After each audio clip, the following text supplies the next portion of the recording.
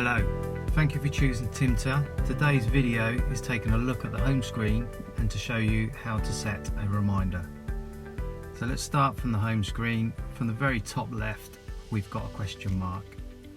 Now that's the help button, and you can see there we've got a label that by shaking the phone, you can report a problem or suggest a change. And we're not going to go too far into this right now. But it's a very simple way of notifying that you're having an actual problem. So no matter where you are or what you're doing with the app, just shake the phone and you'll get the opportunity, whilst it's fresh in your mind, to report a problem. Over on the opposite side is the settings button. So if we click on that, we can see all the various settings that we can be changing.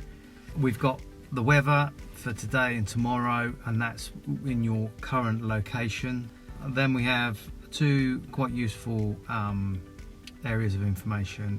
One, the materials purchased this week, last week, this month, or last month. It's quite a good indicator what your supplier's bill is going to be at the end of the month. And then we've got the current stock value. So again, if you tap on that, takes you into your stock. We got the time tracking button that if you was to tap on that, you get the option to select one of your projects and then start tracking time pretty quickly and swiftly for that project. So when you turn up at a job, it's easy accessible to start time tracking. Then through the center of the screen, we've got some really good shortcuts for a brand new project, quote, invoice, or an order.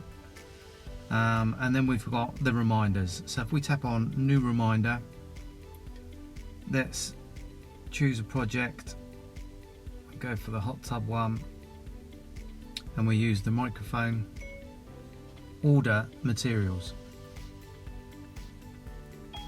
So there we go, and we want that for 2 days time. Done. So it's now displaying, so in 2 days time at this time of day, it will actually give us a notification to remind us of the note that we've made. Again, when it's done, just swipe, press done, and that's it, it's gone.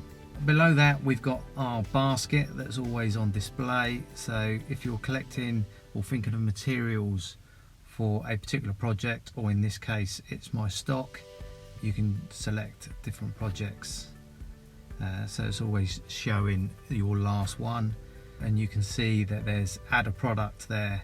So if you want to add a product, you can do a search, but we'll do that on another video.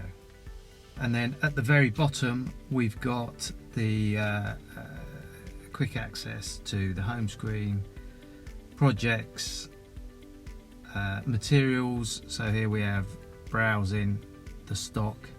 My kit's a really good way of collecting materials for repetitive jobs like a boiler change or a consumer unit change, so that's quite good to gather all the materials together there.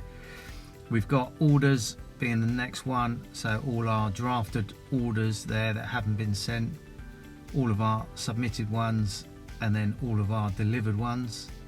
You can see there with that top one that there was a shortage on that order, and I've got some back order materials that's due to me.